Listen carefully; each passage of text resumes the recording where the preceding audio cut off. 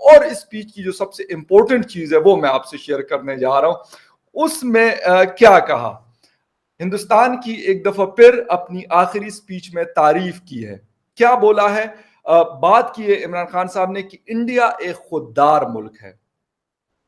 कश्मीर वाले मसले पे हमारे इख्तिलाफात उनसे बड़े, लेकिन इसके बावजूद भी मैं उनकी तारीफ करता हूं। और किसी की जुर्रत नहीं है, किसी सुपर पावर की जुर्रत नहीं है कि हिंदुस्तान को कोई धमकी दे दे कि यार ये करना है आपने जो हम आपसे कह रहे हैं। और फिर उन्होंने कहा कि उनकी तारीफ तो बनती है।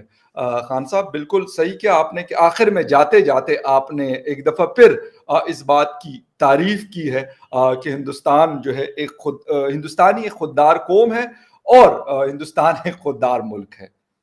और हमने इस खुददारी से क्या सीखा, ये असल सवाल है कि क्या हमने कुछ सीखा। 3.5 साल आपकी भी हुकूमत रही, लेकिन आपने उस खुददारी से क्या सीखा। आपने अपनी तकारीर में बहुत सारा बुरा भला आप कहा करते थे उनके प्राइम मिनिस्टर को, ये सारी चीजें भी हम ऑन रिकॉर्ड मौजूद है। आज अब जाते जाते आपको याद आया कि नहीं जी यार वो तो बड़े खुददार है और उनके जितने भी सुपर पावर से, रशिया से हो, अमेरिका से हो, दुनिया के बड़े और ममालिक से, इवन चाइना से हो, उसके बावजूद उन्होंने सबको बैलेंस किया हुआ है। लेकिन अगर नहीं कर सक रहे तो वो हम हैं। और ये उन्होंने कहा कि क्या हम एक आजाद कौम बनना चाहते हैं या गुलाम कौम बनना चाहते हैं। फिर उन्होंने कहा कि मैंने एक वनहया अनिल मुनकर वाली जो जो जलसा किया हुआ था उसका भी उन्होंने जिक्र किया। और बार बार मुख्तलिफ किस्म की जो है ना वो इस्लामिक चीजों का इस्तेमाल कर रहे थे और कोशिश कर रहे थे। लगता ऐसा है कि अभी इमरान खान साहब जाते जाते उन सारे हरबों को, और हाँ लेटर वाली कहानी पे भी बड़े पक्के खड़े रहे और कहा कि जी मेरे खिलाफ ये साजिश हुई है और मैं कौम को बताना चाहता हूं, लेकिन मैं लेटर दिखा नहीं सकता। सुप्रीम कोर्ट ऑफ पाकिस्तान ने उस लेटर को क्यों नहीं देखा, ये भी रोना रोया है खान साहब ने। भाई सुप्रीम कोर्ट ऑफ पाकिस्तान को पता था कि वो लेटर का कोई वजूद ही नहीं है। वो हमारे अपने एम्बेसडर असद मजीद खान अमेरिका में, उन्होंने लिखा, उन्होंने भेजा।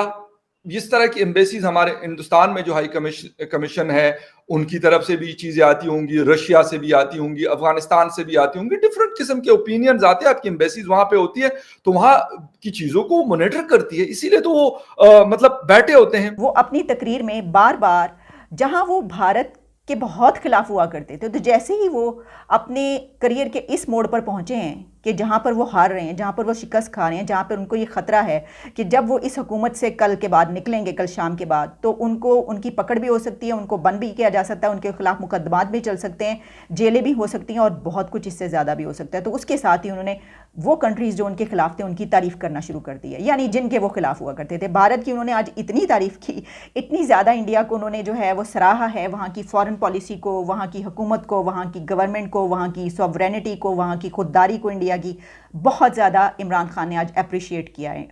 तो ऐसा लगता है कि कहीं ऐसा तो नहीं वो ये सोच रहे हैं कि भाई जब मैं मुश्किल वक्त में होऊंगा और पाकिस्तान की जो रियासत या हुकूमत है वो मेरे खिलाफ स्टेप्स उठा रही होगी और मैं दीवार से लग जाऊंगा, तो फिर मुझे बाहर से अगर किसी की मदद लेनी होगी तो मैं किसी का कोई जो है क्या सहारा ले सकूंगा। वैसे उनकी जो पर्सनालिटी और उनकी नेचर है वो ऐसी नहीं है, लेकिन इस वक्त वो जिस सिचुएशन में है उससे निकलने के लिए जो है वो बहुत सारे इंसान जो है वो कुछ भी सोच सकता है। खैर ये तो बात जो है हमने इसलिए कह दी कि उन्होंने बहुत मरतबा वेस्ट की तारीफ़ भी की, यानी एक तरफ वो कह रहे हैं कि वेस्ट मेरे खिलाफ साजिश कर रहा है और दूसरी तरफ उन्होंने अमेरिका की बार बार तारीफ़ की। उन्होंने कहा कि आप देखिए मगरिब का जो माशरा है, वहाँ की जो सोसाइटी है वो कैसी ज़बरदस्त है, कमाल की है, वहाँ पे तो कोई ऐसा सोच भी नहीं सकता। वो एक सॉवरेन कंट्रीज़ हैं, सॉवरेन स्टेट्स हैं, वो वहाँ पे तो किसी के साथ ऐसा कुछ नहीं हो सकता। उनकी हर तरह की उनकी जो है वो तारीफ़ की और साथ में वो उनके खिलाफ एक साजिश का इल्ज़ाम भी लगा रहे हैं। This is unbelievable.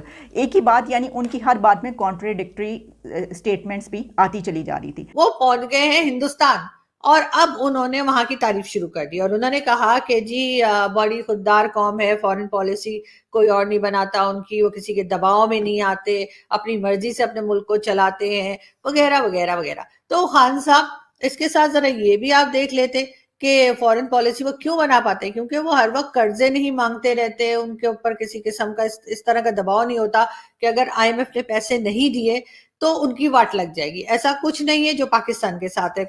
उसके साथ FATF में वो नहीं है, उनके यहाँ से टेररिस्ट भी नहीं पकड़े जाते हैं, उनके यहाँ हाफिज सईद भी नहीं है। अरे हाफिज सईद से मुझे याद आया कि हाफिज सईद को जो है वो 31 साल की सजा सुना दी है हमारे कोर्ट ने, और अब ये नहीं पता कि जेल में ही रखेंगे या उनके घर को जेल बना के कहेंगे कि बेटा आराम से घूमो फिरो, मॉल जाओ, इधर घूमो उधर घूमो, लेकिन अपने जहन में ये रखना कि तुम जेल में हो बस।